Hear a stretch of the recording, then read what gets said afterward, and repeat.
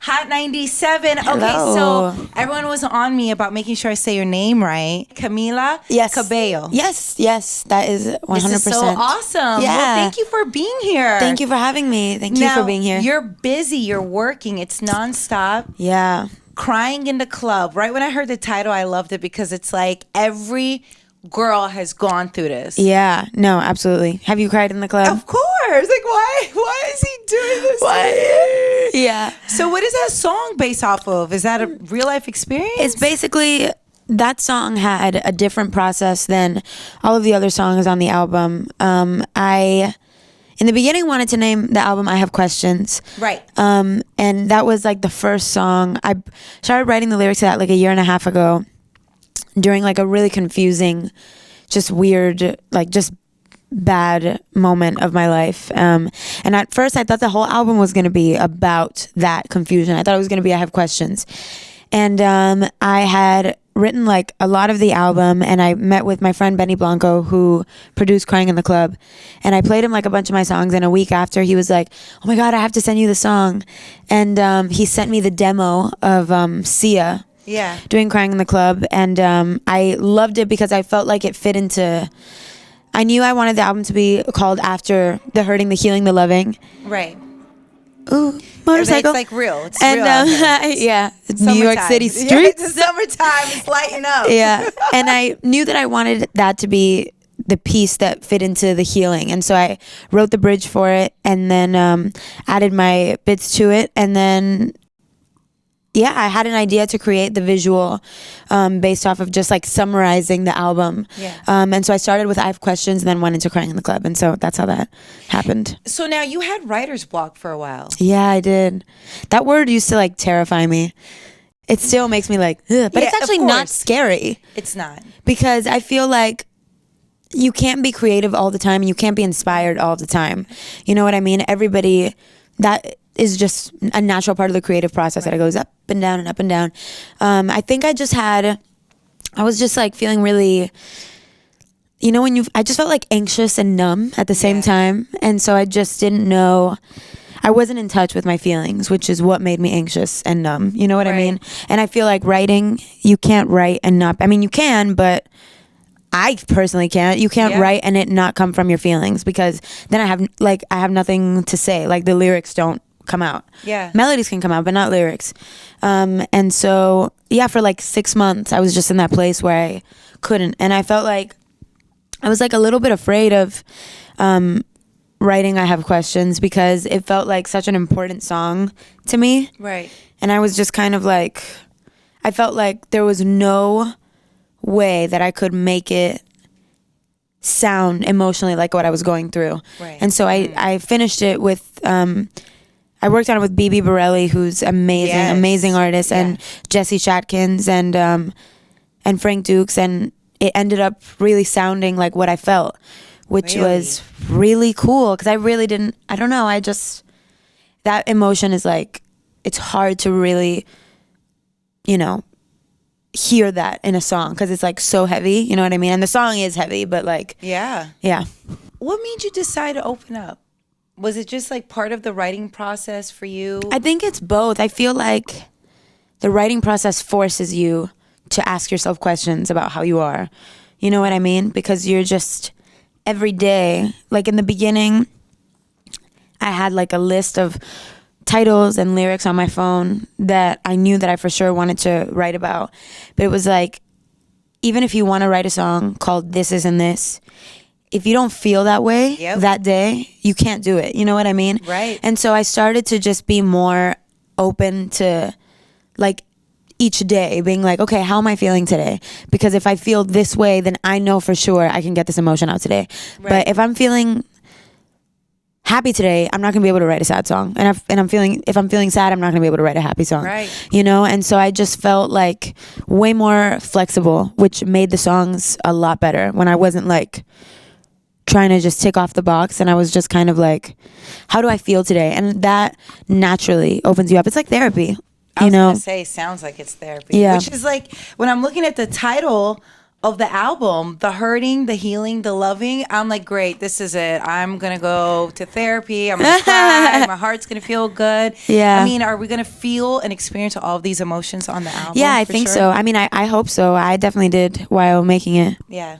Yeah. Are you excited? Do you feel pressure? Like, what's going on? I mean, I literally just had a conversation with my manager and my mom, and I was like, I need more writing time. Because I mean, I just want it to be perfect. So I definitely feel pressure, but I feel like I kind of secretly like the pressure. Yeah. Cause I don't know, I like the drama a little bit of just like having a finish line, having a deadline and being like, I have to make it. Because if not, then I would just work on it forever and never put it out. The fact that you're that obsessive with trying to make it sound amazing is... Thanks. That's the beauty. So who else do you want to work with? Because this is just the beginning of a brand new journey for you. Who's I on would your, love to. I mean, I think what interests me is people that are outside my world and just like the fusion of those. And so I feel like I've tried to do that. Like I did that with MGK, which we with all Bad loved. Things, which was, you know, we're like two completely different artists, you know, and Right. have different point of views. So I thought that was really fun. And I would love to work with more people in hip hop. Like I think that would be really cool. I'd love to work with Sway Lee. Oh, so talented. He's so good. His melodies are crazy. Yes, yes. So that's one person. I would love to do like a duet with Ed Sheeran. That would be cool. Oh my gosh. We all love Ed Sheeran. And something with Drake would be really cool. Very ambitious, but it would be awesome. It's gonna happen. Maybe not this year, maybe not the next, but it's gonna happen. It's gonna happen. This is so exciting. What else are you looking forward to? I'm definitely looking forward to just getting the album out because I feel like I want my fans to be able to have more. Right. You know what I mean? More of me to listen to. Obviously, like putting out these first two songs, Crying in the Club and I Have Questions, feels really good. But now I'm just like, I'm ready for them to hear more because I want them to be able to just like listen to a whole album by me or, you know, listen to a whole playlist by me where they really are sinking into me as a person and me as an artist. So that'll be really cool. Also, like, I feel like live shows will be really fun. You know what's so funny? One of my best friends who's in there right now, Carla, and her sister. That's my first name.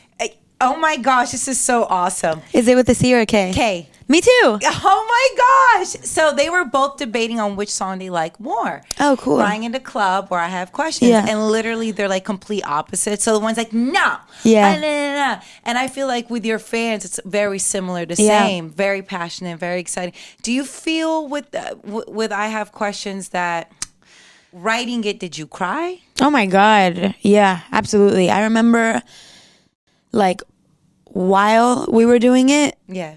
I mean, and BB was so amazing because I feel like in order to open yourself up like that and be able to like be like, I want to write a song about this and blah, blah, blah, blah, you have to really be comfortable in that space. Yeah. And like I remember after, originally it was just an interlude. Really? And I showed it to my mom and she was like crying. And every time I would show it to somebody, I had like a bunch of songs that I'd been working on and that was always the one that people were like, wow. And I was like, I just didn't want to make it just an interlude.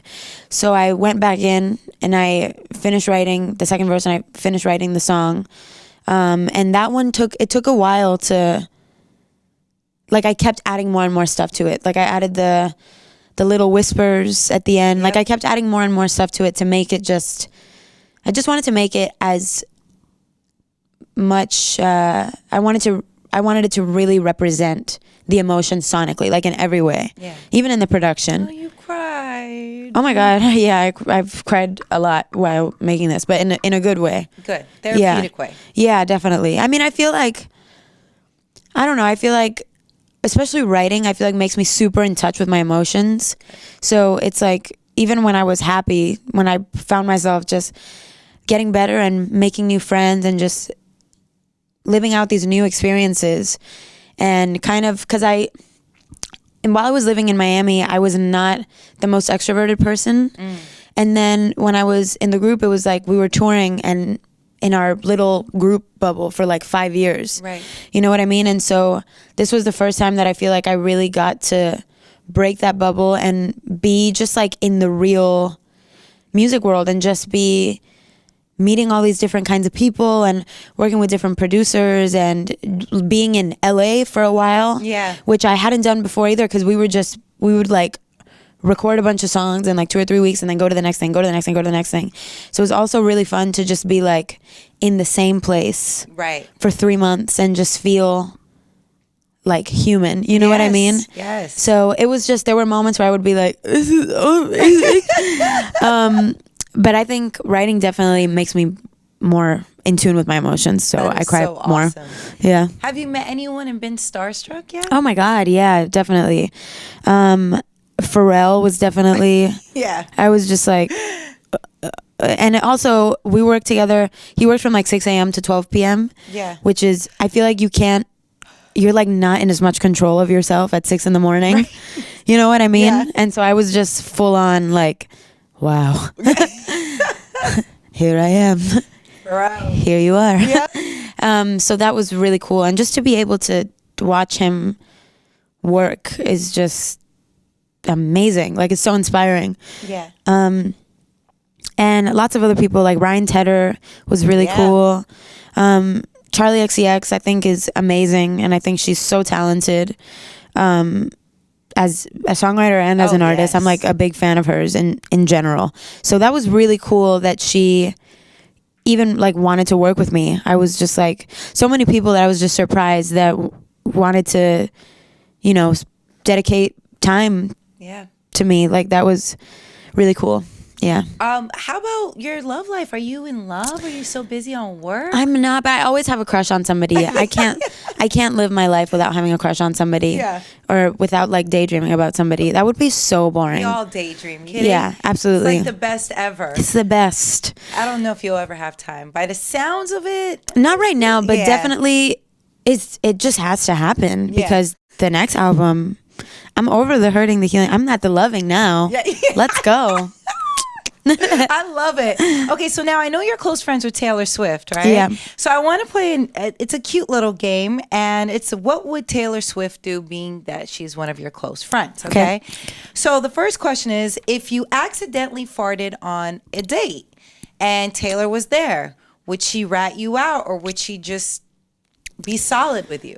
I feel like she would be solid with me. And just- but I feel like the best thing to do in that situation, because it has actually happened to me before, like even in the studio when it's like really quiet, that's Yeah. just when it happens. Yes. And sometimes you just gotta own it. Like, you Yeah. just gotta be like, I farted. Yeah. You know what I mean? Yeah. So I feel like I would just do it myself. If you were to rob a bank, would she roll with you, or would she try to talk you out of it? I think she would try to talk me out of it. Yeah. Because I feel like, I don't know, I feel like any real friend would be like, it's probably not a good idea. That's not the way to go. Yeah, that's not the move. Yeah. So yeah. Okay, so if you had to bury a dead body, Yikes. because you This had to, is it's like intense. the end of the world, Zombieville. Oh, okay, zombies? Yeah. Yeah, okay. What would Taylor Swift do with you? She would help me bury the zombie. Would- Yeah. If the zombie, it's I Am Legend and they're infected. Yeah, Yeah. that's how it is. I think so. That's the scenario. That is so. I love it. Zombies. Do I you know. like zombie shows? No, Me neither. it's I so think scary. I actually just started watching some thrillers. Yeah. And I just don't like it. I'm never doing it again. I Yeah. watched like Gone Girl on the plane. That will mess you up, by the way. It messed me up. And I also watched The Girl on the Train. Oh, Like that will mess you up. all in one plane ride, and I was just so paranoid about people in my life. I was like, is anybody secretly trying to kill me that I don't know about? It just made me, and I was just like, okay, back to Disney movies. That's it. Yep, not doing that. I love it. Thank you so much for coming Thank by you. and hanging out and chatting. No, thank you. And being so honest and vulnerable. And you know thanks. what? I'm excited for the album. Next album, look, when you come back, we're going to talk about hopefully being in love. Oh my God, I'm excited. I'm you ready too. for this. You too. Yes.